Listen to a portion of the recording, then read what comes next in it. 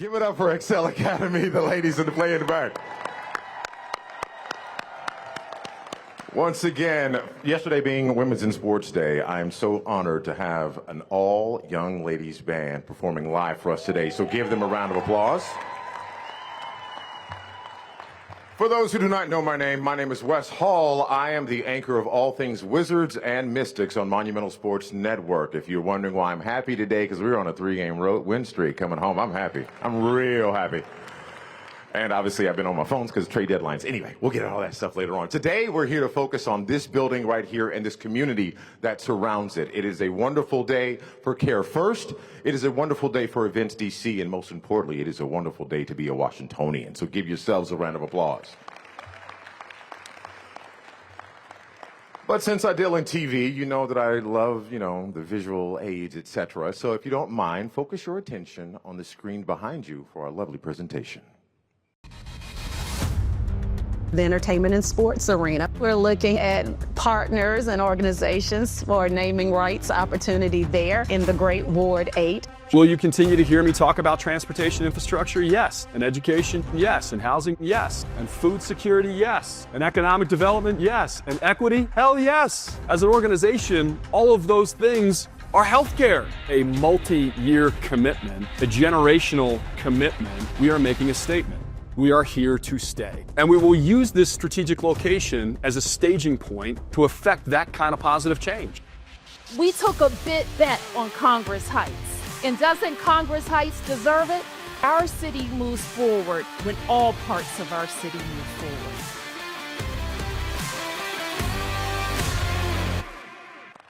CareFirst Arena, that has such a wonderful ring to it. The first speaker that we're going to hear from today is Monica Ray, the president of Congress Heights Community Training and Development Corporation. Monica, the floor is yours.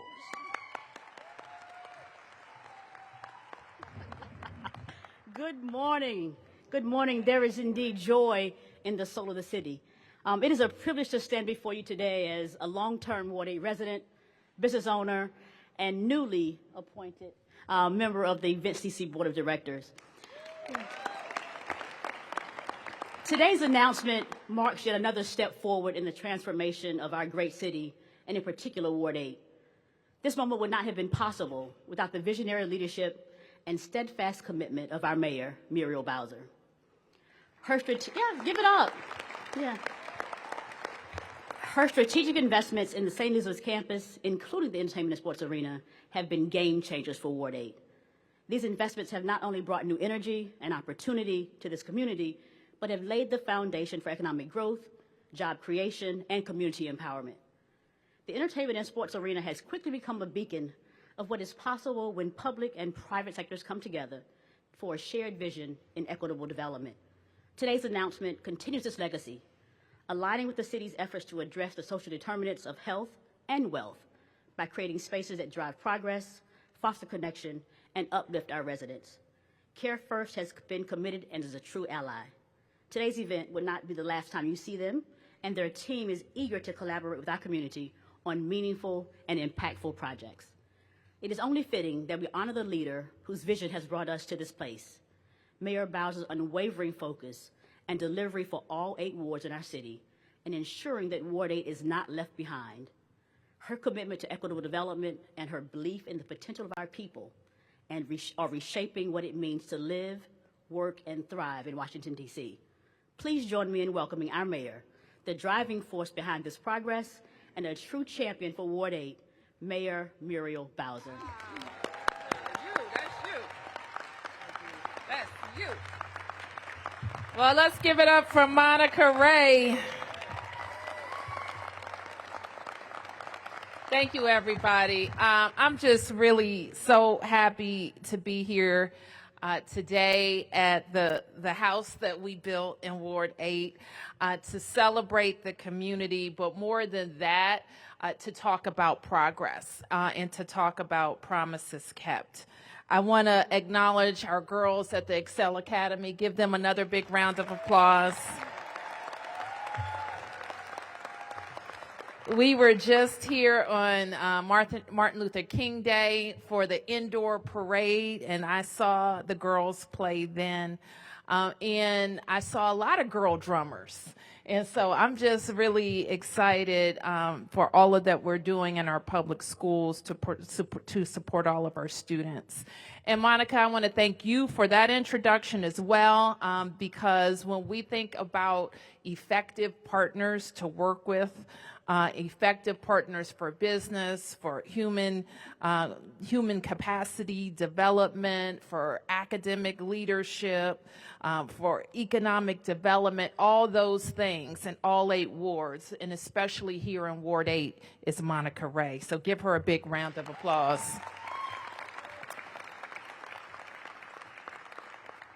And I want to acknowledge my team. I call them the big deal team at DMPED because they put some big deals together, and this was one of them. And it's part of my larger vision for the St. Elizabeth's campus. I say often that when I became mayor 10 years ago, there had been a lot of promises made for this campus and very little delivered. And we knew that the government had to go in first. And I want to acknowledge our former DMPED Deputy Mayor, Brian Kenner, who is here. Brian. And if you know Brian, you know what it looked like when he came into my office and said, I want to build an arena for the Wizards. And I said, he said, well, Mayor. Mayor.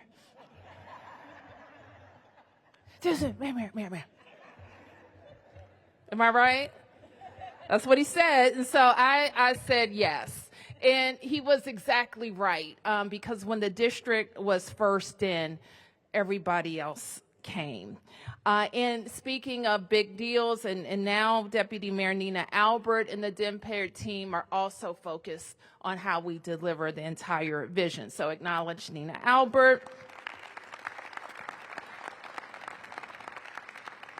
And we were here again recently, and our leader here, Latrina Owens, our DMPED and Executive Director for St. Elizabeth's, she said, Mayor, I know you like to talk about the arena a lot. And I said, yes, I do. She said, well, we've invested almost $1 billion at the St. Elizabeth's campus. And before it's all said and done, we'll invest even more. I also want to recognize another big deal team at Events DC led by Angie Gates. And let's acknowledge the whole Events DC team, who is our partner for all things events, sports, and conventions, which is an incredible part of the district's bottom line. And all of the things that we have done in those areas, we know the future is even bigger and brighter. So when we think about this campus, we've already delivered the Whitman Walker Clinic, Sycamore and Oak, and the future Sycamore and Oak has gone over a big planning hurdle, so we know the big vision for that site is ahead. The Washington Mystics won a championship right in this building. We've hosted Mary J. Blige, the Go-Go's, boxing matches, graduations, and more. And that's why it's so important to us that we know that our partnerships are with trusted partners. And so I really am so pleased that CareFirst is going to be that trusted partner here at the ESA for years to come.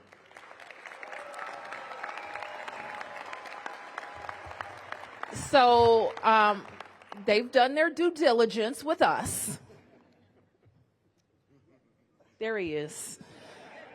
We've done our due diligence with them. And it wasn't hard because CareFirst has been a partner in the district making DC residents or helping to make DC residents healthier for many, many years. And so I'm glad that they saw the benefit of being here where we will have a significant health presence in Anchor, where we already do have a health presence and anchor. So CareFirst made a lot of sense for a lot of reasons. And so I know Angie and Brian will talk a little bit more about our partnership, but I'll just say at the outset how pleased I am that we're here today to celebrate. And I know that we get questions like this all the time of what's next. And I'm always happy to report that all of our investments are continuing, including a new library, including hundreds of units of housing, including affordable housing for more Ward 8 residents. And today, I'm going to make a little bit more news because I want to tell you in a very few short days, like 68, we are going to cut the ribbon on the brand new Cedar Hill Regional Medical Center, GW Health. Promise made, promise kept. So in April, in 68 days, we will make good on that very important promise. And so I know we've been joined by members of my team, but also Council Member for Ward 7, Wendell Felder. Please acknowledge Wendell. At-large Council Member Christina Henderson. We have been joined by Deputy Mayor Wayne Turnage, Dr. Ayanna Bennett from the Department of Health, Director Delano Hunter, DGS, DISB Commissioner Karima Woods, our friends at Whitman Walker, Dr. Heather Aaron, Tony Coleman, the CEO of Cedar Hill, several of our ANC commissioners. Where are our ANC commissioners? Thank you, commissioners from 8B, 8C, and 8E. I think Monica Dixon from Monumental Sports is also here. Thank you for your partnership, Monica. And I've said a lot, but there's a lot to say. And there's even more to do. Today's a celebration, but also a reminder that every day we need to wake up and get to work. And my pleasure now is to introduce the Council's Chair of Economic Development, who has been a supporter of how we invest in sports in the district. And I'm pleased to introduce Kenya McDuffie.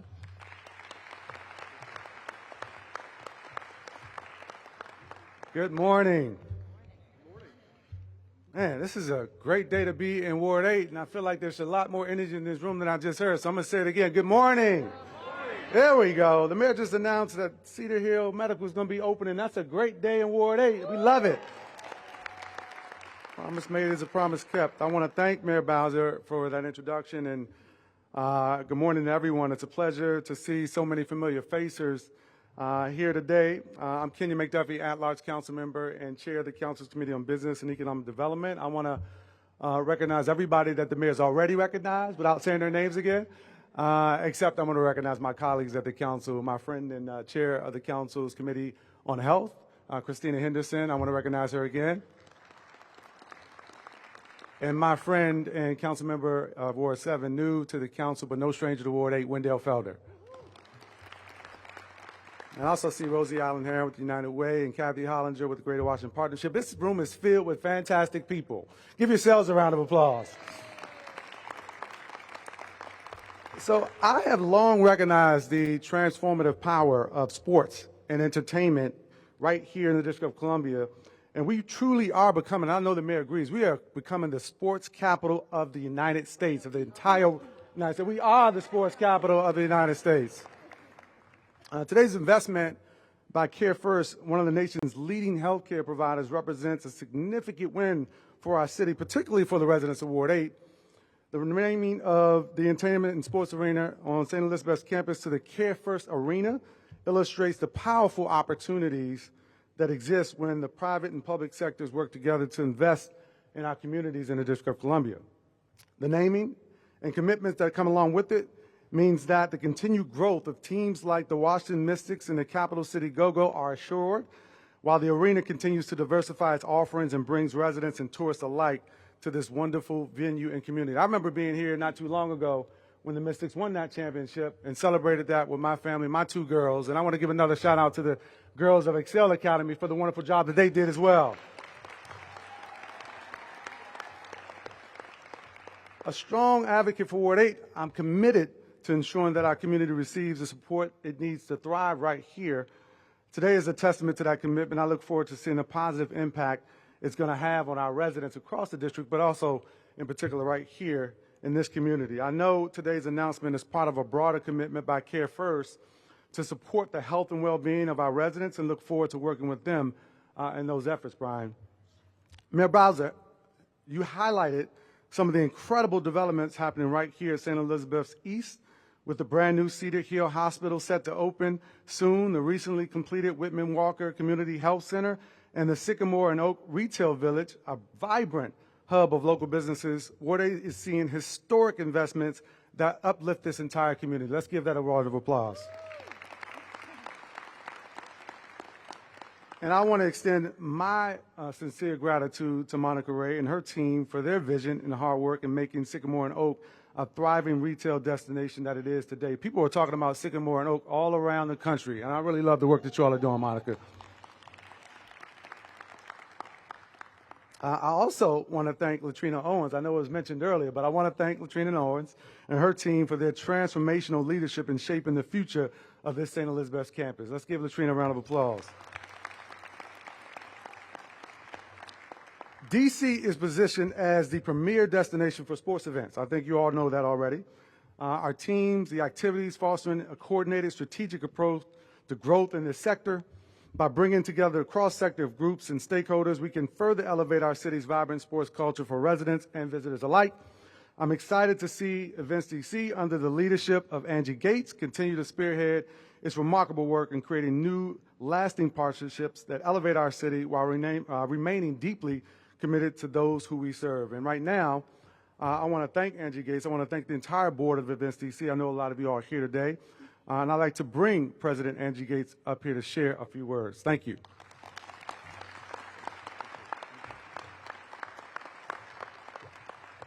Good morning, everyone. Come on, good morning, good morning. Look, I'm excited. I had to get up and put on my CareFirst blue today. Thank you, Councilmember McDuffie, who is indeed one of DC's #1 sports fans, especially for our youth. I want to thank our wonderful, fearless leader, Mayor Muriel Bowser, for her dedication and support in the quote that constantly is in my head, "Get the job done." Thank you, Madam Mayor. And to the DC Council for their leadership. I was just with Councilmember Felder yesterday. It's good to see you here. And Councilmember Henderson and the entire Bowser administration. I want to acknowledge our Events DC Board of Directors. And I want to first, though, give a big round of applause for the Events DC team who's been hard at work. Thank you, thank you, thank you to the Events DC team.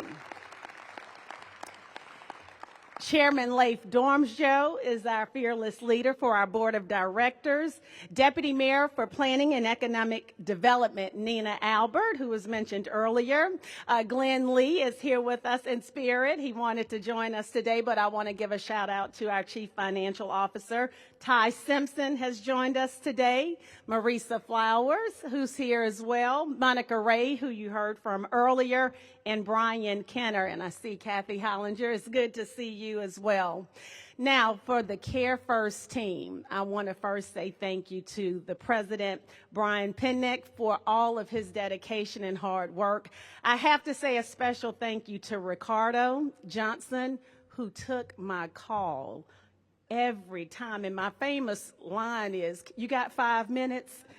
And you know 5 minutes turns into 15, maybe 50. So I got to say thank you to Ricardo Johnson, Lester Davis as well, and Mac McGee.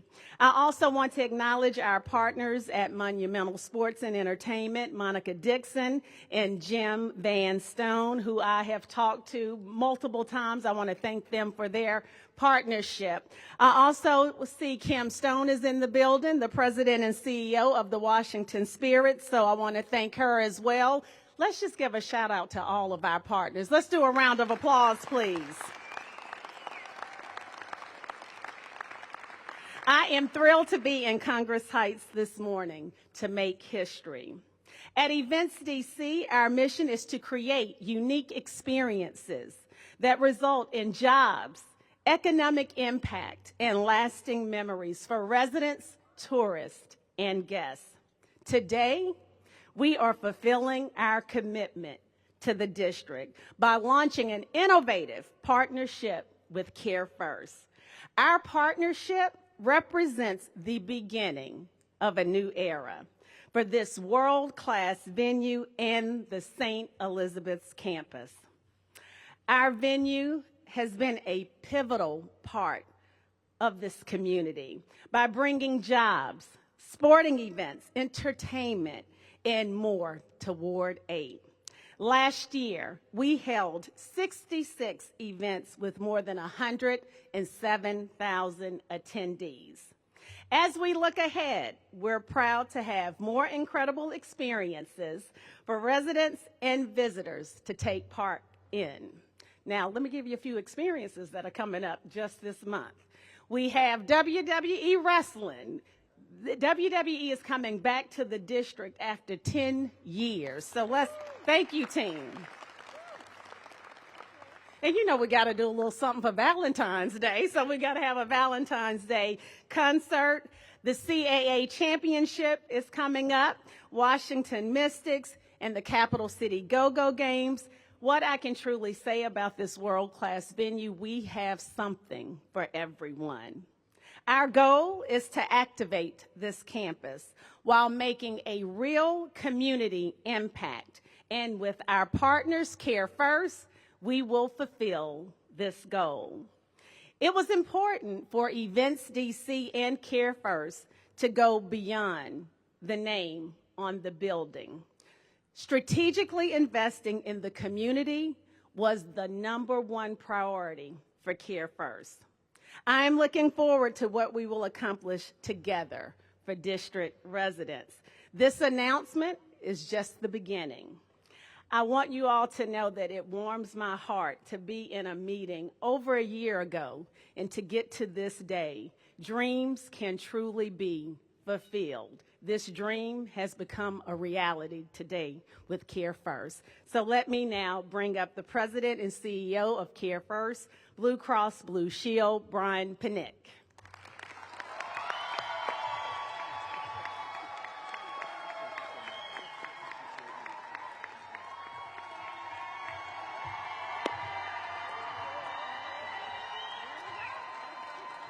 I've got to open up with a shout out. So the cheering section behind us, stand up, please.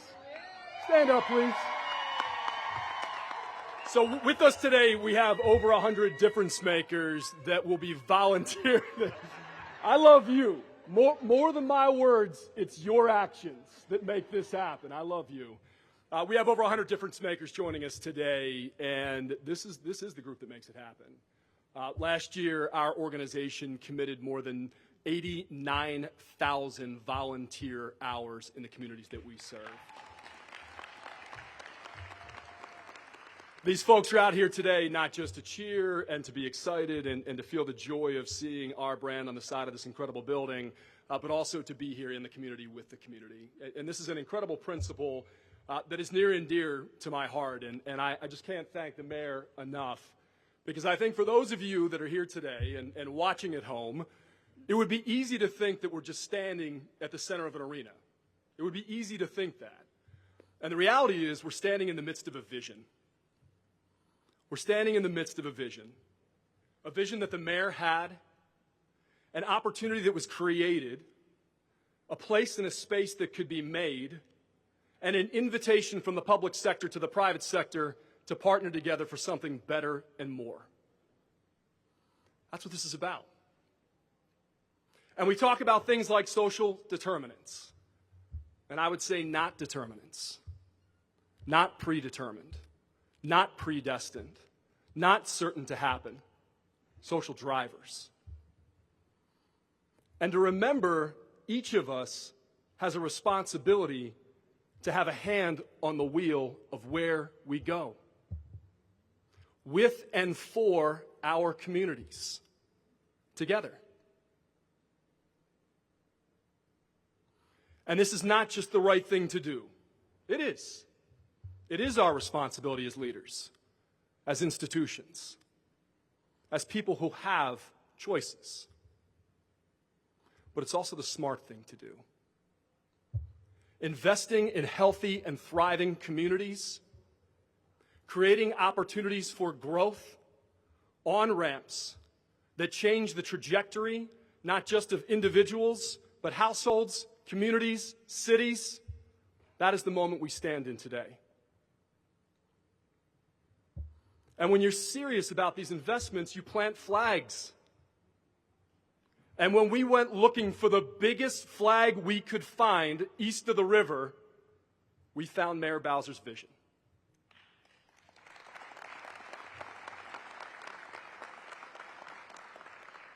But as Angie said, this is more than signs and seats.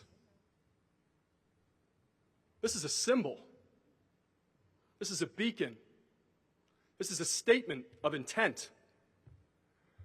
This investment represents a long-term, multi-million-dollar commitment to community.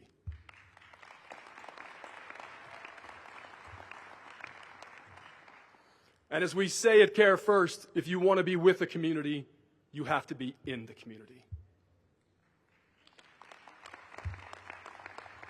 But I will say to you, when you show up in a community, show up with humility. Show up with a sense of what you don't know, but are eager to learn and understand. And along this journey, we will need guides. We will need folks to tell us what investments, where, in what way. We will have guides. We will have Monica Ray.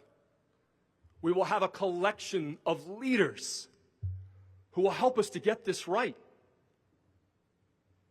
who will ensure that the voice of the community leads the way, understanding how best to activate, not just inside the arena, but outside the arena. This is a proud moment for this organization, but this is just the beginning.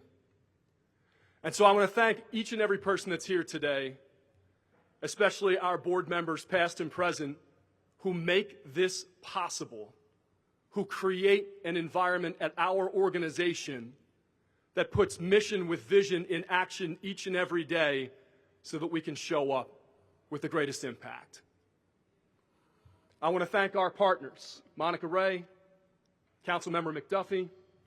I want to thank the mayor for her vision. I want to thank Angie Gates for her partnership and her patience. I want to thank her mother, because apparently Angie comes from a long line of deal closers,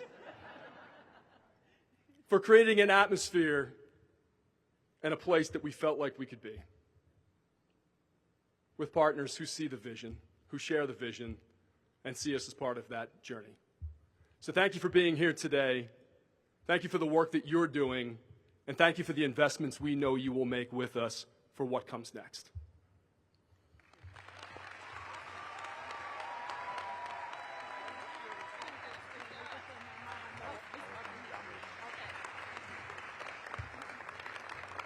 Once again, if you'd like to give it up for Brian and all of our panelists here today for all of their wonderful thoughts about the commitment for this community and, of course, this facility. But with any new plan and new vision, there are questions, right? And I'm a firm believer that closed mouths don't get fed. So why don't we get fed right now by our Mayor, Muriel Bowser, just for a brief period of Q&A for you. So thank you, ma'am. Okay, great. All right. Well, I'm thrilled by those remarks. I might have to get some CareFirst Blue We appreciate that. So with that, I think we're going to take a few questions here, and then there will be is that what I'm doing now? A few questions? Okay, a few questions. Yes. Can't hear you. Hello? Yep, there you go. Peace and blessings, Mayor Bowser. First, congratulations. Thank you. I had a couple of questions. My first one being, to what degree do you anticipate this partnership addressing concerns about use of Events DC, as far as the capacity and the degree to which I'll it's let being Angie, you're talking about how this facility is used and how the partnership enhances that. Yeah. Thank you so much for that question. This partnership will expand not only with what's happening in this building. As I mentioned earlier, it's more than the signage on the building, on the court. We're taking our actions and activities out into the community. So we will be focusing in partnership with CareFirst on everything from maternal health. We're going to be doing workforce training. We're also going to focus on health and wellness for our youth. So it will be a lot of community activations as well as medical clinics that we will engage with this partnership. And just one follow-up, it's sort of a public health question. How do you encourage people to utilize these services? We're being preventative, but as far as engaging the community, letting them know that it's here, and encouraging them to take those steps to get here. How do we go about doing that? So one of the things, and I just said this earlier, visuals can go a long way. When you're walking past this building and you see that CareFirst sign, that's one of the things that's going to just trigger you. And oddly enough, as long as I've been working with CareFirst, it finally dawned on me just last week the purpose in the name, CareFirst. Care comes first. So it starts with the visual that we have surrounding the building, but we also are going to do deep dives with our communications team. It's not that you come for this event and you leave away with no information. We will be having information on our website, but we'll also have community engagement managers in this community that will be providing information, household information on people's doorsteps, and I also am going to be doing a walk in the community. So I want to ask Brian to build on Angie's response, because in addition to putting their name on their building, this is what they do.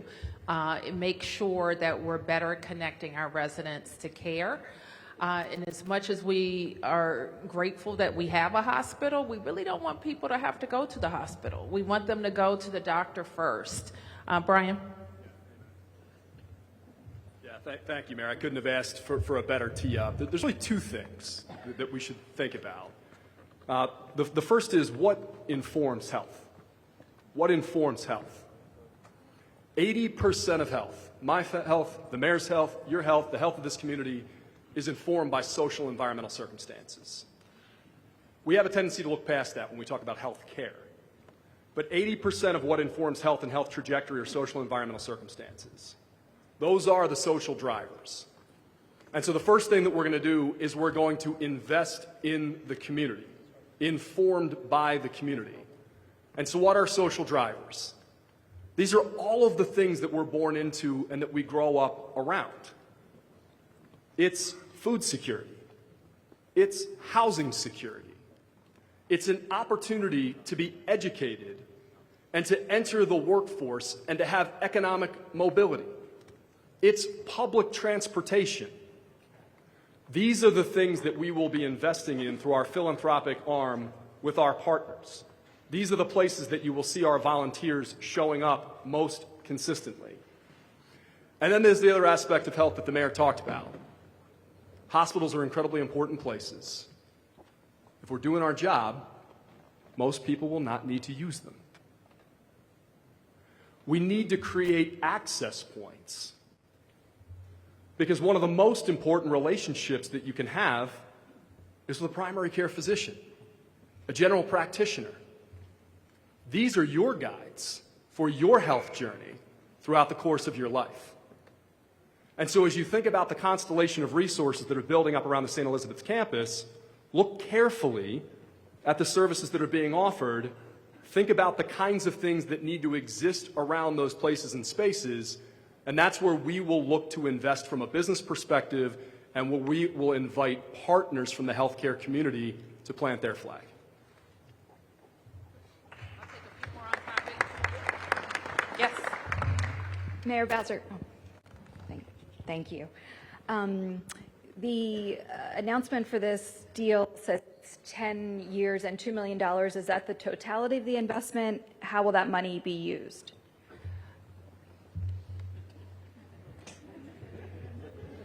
Thank you, Mayor. That is just the beginning.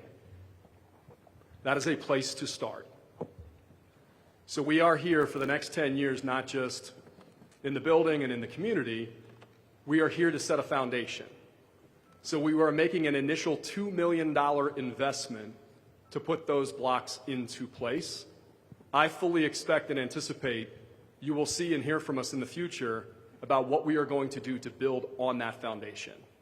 Some of that will be follow-on investment from CareFirst in those two places that I described. Some of that will be in the form of an invitation to our partners to follow on with us. And so what we're looking to do is to take the density that the mayor has created on this site, add to it private sector resources, and invite others to join us. Just following up on that, Jenna Portnoy, Washington Post, sorry, I forgot to mention that. Will the $2 million be distributed in the form of grants to community groups? Are you going to build something brick and mortar on the site? Yeah, so initially we're going to lay the groundwork with grant making. And so CareFirst has a philanthropic arm. We have an organization called our Community Health and Social Impact Team. Many of our partners are here today. We will be making grants and making investments in 501c3s that support the community. We'll be helping to organize those investments based on input from Monica and others.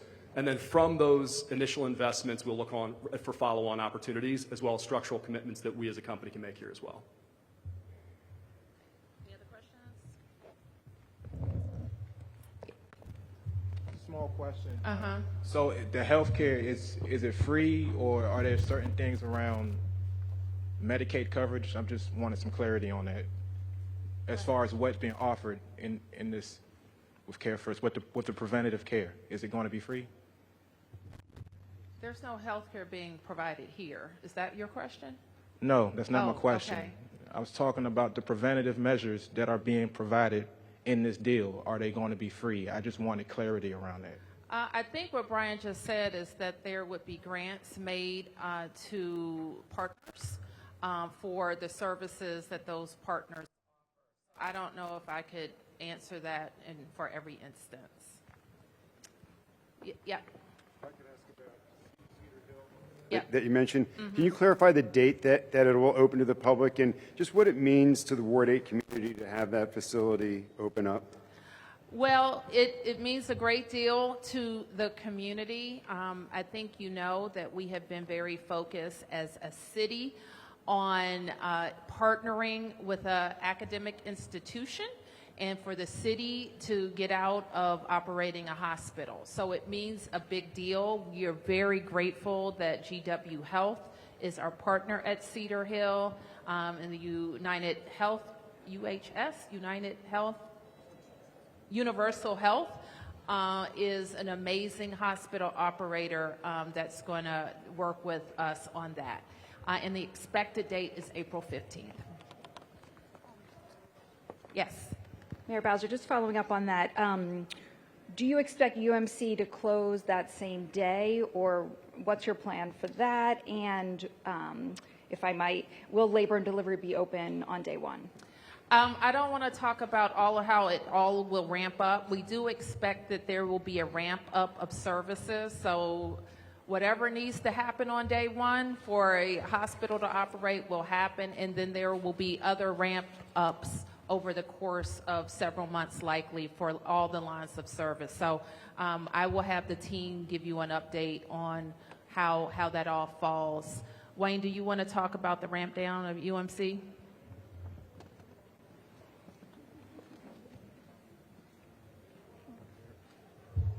Good morning. UMC is in the process of closing, obviously. There will be warning notices issued to all of the staff at UMC today, actually. Those warning notices will set trigger dates beginning as early as April 6th, stretching through September 30th. The goal is to ramp down services to the point that it closes for operation the day that Cedar Hill opens. Thank you. How many employees are being notified? And I'm sorry, can you clarify how many employees are being? I don't know the answer to that, Mark, but all of the employees will be notified at some point because that hospital is closing and the new hospital is opening, and that is our North Star. Okay, thank you, everybody. On your count, Madam Mayor.